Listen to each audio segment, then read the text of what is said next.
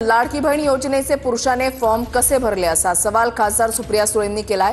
Contract कुणाकडे, SIT ED कडून याची चौकशी करा अशी मागणी सुप्रिया सुळेंनी केली आहे। तर लाडकी बहीण योजनेचा काही पुरुषांनी लाभ घेतला असं हसन मुश्रीफ यांनीही म्हटलेलं आहे। 14,000 पुरुषांनी लाडकी बहिणीचा लाभ घेतला असं हसन मुश्रीफ यांनी म्हटलंय। तर पुरुषांनी पैसे घेतले असतील तर कारवाई होईल असं उपमुख्यमंत्री अजित पवारांनी म्हटलंय। भ्रष्टाचार झाला, कुठे गेले पैसे, कोण आहेत ते, कुठल्या एरियामधले नाव आहेत, हे सगळं केलं पाहिजे, त्यांनी उत्तर दिलं पाहिजे। आणि मेन हे सॉफ्टवेअर कोणी सजेस्ट केलंय, हे सॉफ्टवेअर कंपनी कोण आहे ज्यांनी हे सगळी चुकीचे उद्योग केले। अर्थ तीच केली ना मी मागणी, एसआयटी, सीबीआय आणि ईडी याची चौकशी लागली पाहिजे। काय जोक नाहीये आणि सारखंच दिसतंय चुकी। मग हे सॉफ्टवेअर केलंय कोणी, ज्या एजन्सीने हे सॉफ्टवेअर केलंय त्या सॉफ्टवेअर याला जबाबदार आहे ना। महाराष्ट्र सरकारला उत्तर द्यायला लागेल, कोण आहे सॉफ्टवेअर, कुणाचा सॉफ्टवेअर आहे, कुणाची कंपनी।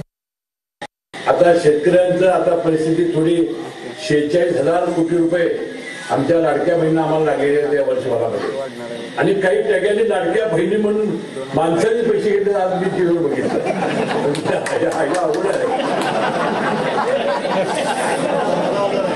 14,000 आणि आमचं त्या अधिकाऱ्यांनी काय बंदोबस्त पैसे दिले।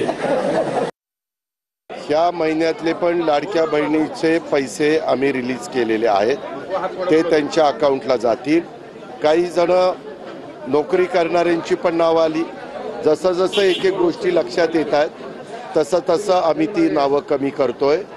आता पुरुष लोकांची यायचं काही कारणच नाही, जर आलेले असतील तर ही योजना पुरुषांची करता नव्हती, त्यांना मागं जर पैसे गेलेले असतील तर ते पैसे आम्ही वसूल करू।